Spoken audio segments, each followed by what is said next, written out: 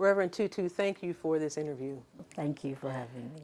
Now, not only are you the daughter of Archbishop Desmond Tutu, who's also a Nobel Peace Prize winner, you also have quite a distinguished career yourself. Thank you. You're an ordained clergy with the Episcopal Church. You have 4 honorary doctorates.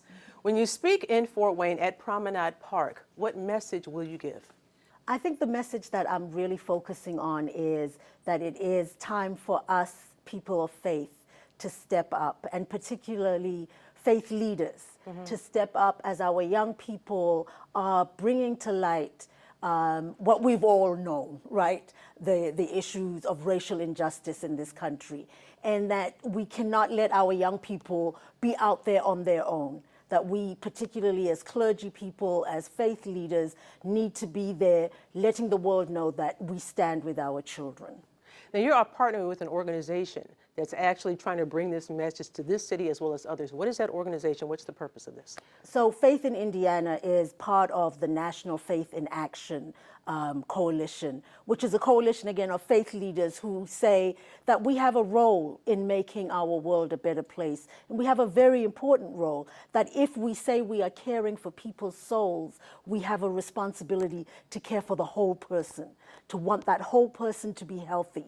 That we therefore have to speak out when we see injustice. We have to work to end hunger. We have to work to make sure that all our children are educated. We have to work to make sure that people are housed safely. That is part of the call of faith. That it is to see in each individual a child of God, and as a child made in God's image with the right to live their lives to the fullest. Is there a particular message that you have for the mayor of Fort Wayne and police? Well, I mean, I think that what Faith in Indiana is saying, which is what is being said by faith organizations all over the country, is that we have to start by looking at how policing is done.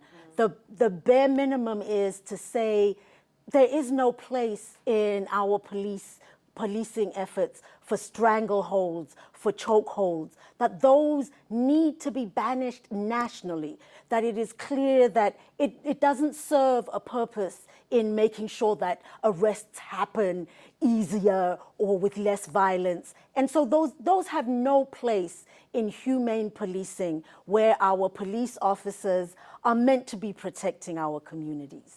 Back in 2003, your father spoke here in Fort Wayne, and several years ago, you spoke at a local university. Your message has always been one of peace. What peaceful actions can our nation take to help dissolve racism? So, I mean, I think that part of the marches that are going on, definitely education. I mean, I believe that part of the greatest difficulty in overcoming racism in this country is the fact that so many people don't believe it exists, right? And part of the reason they don't believe it exists is the way that we educate.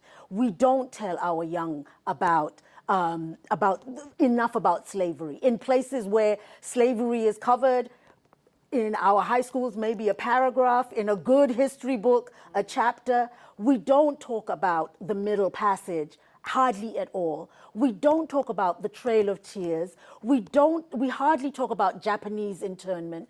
We don't talk about the dispossession of Native Americans. And so if we start our history without knowing our history, then we have no foundation for saying this is how we got to where we are now. And we have to look at all the ways in which racism has permeated laws and economic policies in this country from its founding. And that to say this is systemic, this is not something about individuals and their ability or their inability.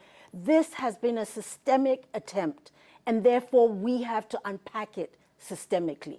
So for me, education of all of our young people, of the full history of this country, the good, the bad, and the ugly, is absolutely imperative. So in this country, a great division still exists, as you were alluding to.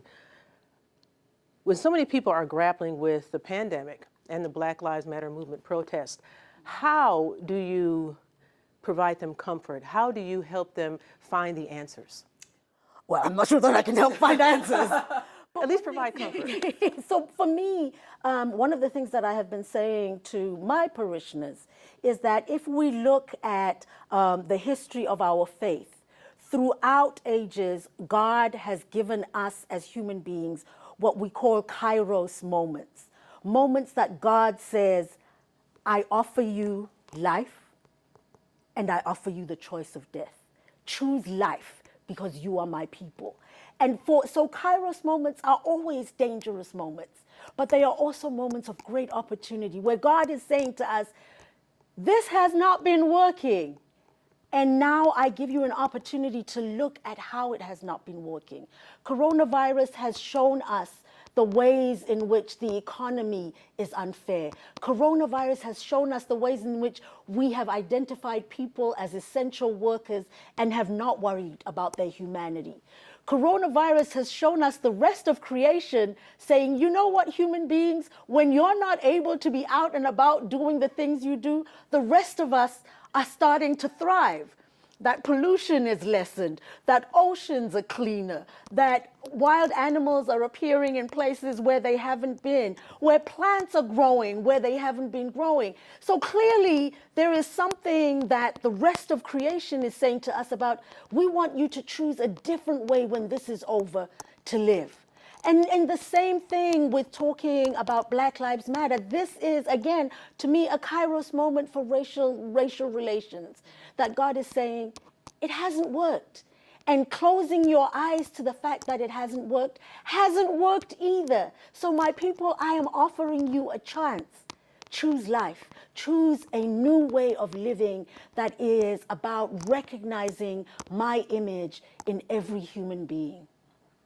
You're a reverend, you're an activist, you're also a mom. Yep.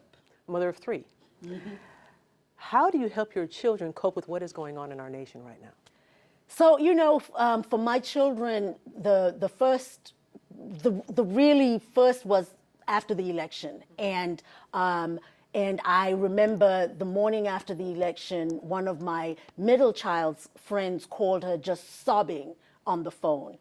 And so I took the phone because then my daughter started sobbing. And so I took the phone and I started speaking to both of them. And I reminded them that we are a people who have thrived in situations that the world has tried to kill us. That our people made it through the Middle Passage, that our people on the continent made it through colonialism, that we have made it through apartheid. So that, you know, this is nothing new. Our ancestors have prepared us to be a strong people in the face of all kinds of injustice. And so I said to them that morning, and I continue to say to them, that remember who you come from. Remember your ancestors. Remember, I can tell you that when I was growing up, we were told apartheid would never end.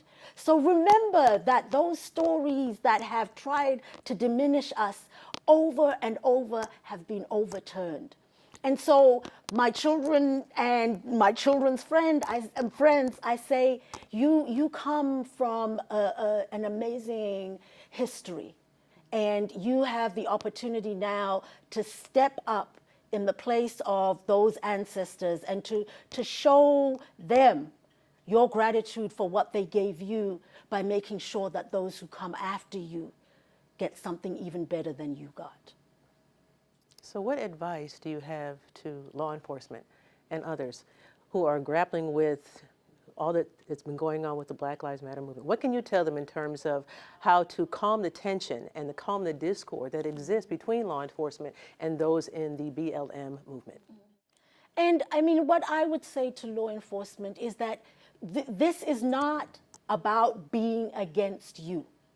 That this is not a conflict of the Black community against the police force. What we are saying is that if you are truly here to protect us, then start from that place of protection, because we know that you are able to use other means that have led to the arrest of people who have actually killed police officers without them being killed. But that the fact that those who look upon people of color, who look upon black people and see us immediately as enemy, are not doing the police force any favor. They are not doing our community any favor. So we want a community where the police respect our community and our community is able to respect and trust the police, that the police are there for our protection. And I know that the vast majority of police officers are people who have joined that career because they want to be protectors of their community. And I just ask them to think about how would they want their family protected by the police. And when they see our children, to imagine the face of their child. And when they see our husbands, to imagine the face of their husband. When they see our fathers, when they see us, to recognize us as humans just like them, with a family at home, friends who love us, a job, who really want to get back to our lives. Why should people attend the event at Promenade Park? Why? Well, I hope that people will attend to show a commitment to a just Fort Wayne, a just Indiana, and a just world. Okay. As I understand, you have quite a full schedule while you're here in Fort Wayne. Aside from speaking at Promenade Park, what else is on your schedule?